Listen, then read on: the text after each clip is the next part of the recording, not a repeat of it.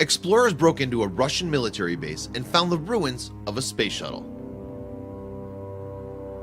In May 2017, a team of intrepid explorers traveled to a remote Cold War spaceport where they made an exhilarating discovery: a decaying icon of space-age technology apparently abandoned in a vast and dilapidated hangar.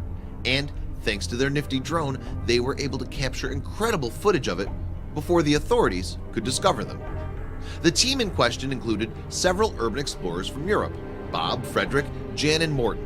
With a decade's worth of experience inspecting abandoned buildings and around the world behind them, the team have published videos of their adventures on a YouTube channel called Exploring the Unbeaten Path, an apt name, as few places are as off the beaten track as rural Kazakhstan, where the spaceport was located.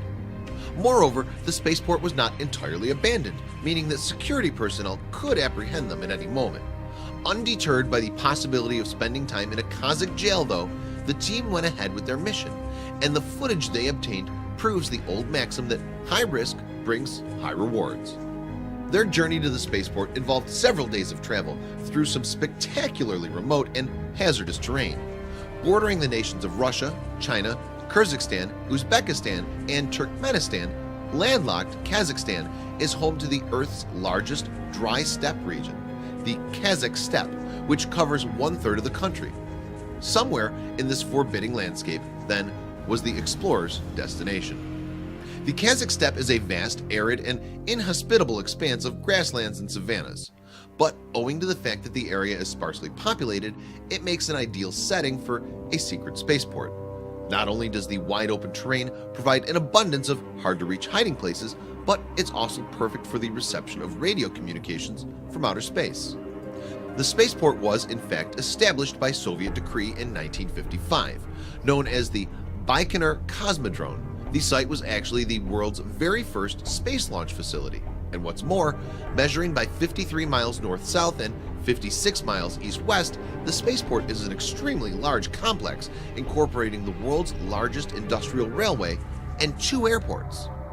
Today, Baikonur is leased to the Russian Federation by the government of Kazakhstan, and it retains a mixture of abandoned and working facilities. In fact, ever since the US Space Shuttle program was shut down in 2011, Baikonur has had a monopoly on missions to the International Space Station. The complex, therefore, remains the world's largest operational spaceport. Of course, this means that the site is also heavily guarded, and as the explorers approached it from distance, they became increasingly uneasy. First, they saw a car with its lights on in the desert. Then they heard 3 gunshots. We had no clue what was going on, they said in their YouTube video. Proceeding with extreme caution, they covered the final stretch on foot. This proved to be a sensible decision too, as they soon encountered booby traps in the form of metal spikes protruding from the ground. After all, the last thing you need in the Kazakh steppe is a flat tire. The explorers arrived at Baikonur under the cover of darkness. Then, recording their exploits with an infrared camera, they scrambled over a high wall and slipped inside a hangar. And before turning in for the night, exhausted, they caught sight of their prize, a retired Soviet space vehicle, rarely seen firsthand. "It's the 3rd bad night we had. I look like a zombie," said Bob, "but I don't care because there's nothing better than waking up to this." Indeed, the sight of a decaying Buran space shuttle parked below must have made their morning. Developed as a rival to the US Space Shuttle, the Buran shuttle, whose name translates as snowstorm, was a key component of the Soviet space program during the mid-1970s. And like the US Space Shuttle, it was designed to perform multiple trips to space. In fact, the Buran shuttle was superior to its US counterpart in several ways. For example, its payload capacity was 5 tons greater than its American equivalents, but despite its technological strengths, it was almost never used. Indeed, the Buran completed its first and only orbital flight on November 15, 1988. You see, due to a lack of financial resources, the Politburo was forced to suspend the Buran program shortly afterwards.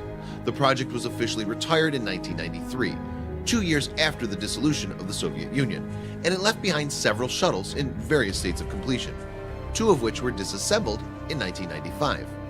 Unfortunately, the only Buran with flight experience was destroyed by a falling roof in 2002, leaving just 2 surviving craft, a prototype and a test model.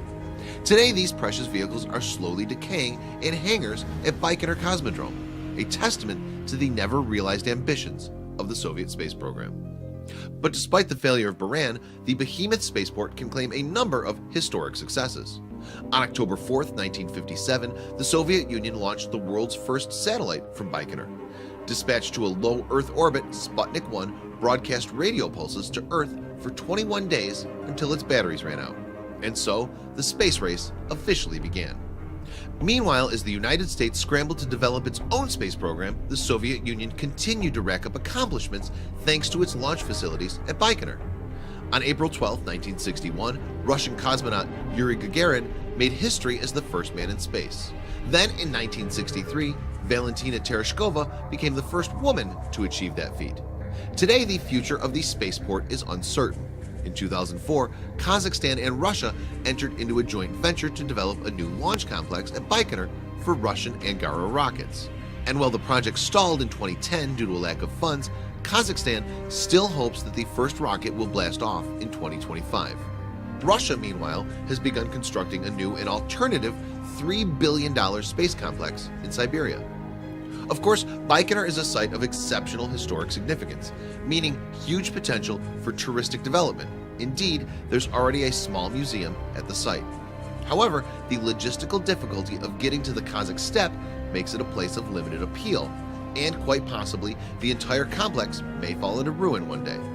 Fortunately, however, as long as there are abandoned Soviet facilities, there will always be daring urban explorers who want to document them. And thanks to one team and their aerial drone, which performs beautifully within the hangar's vast interior, we're able to see one such facility up close.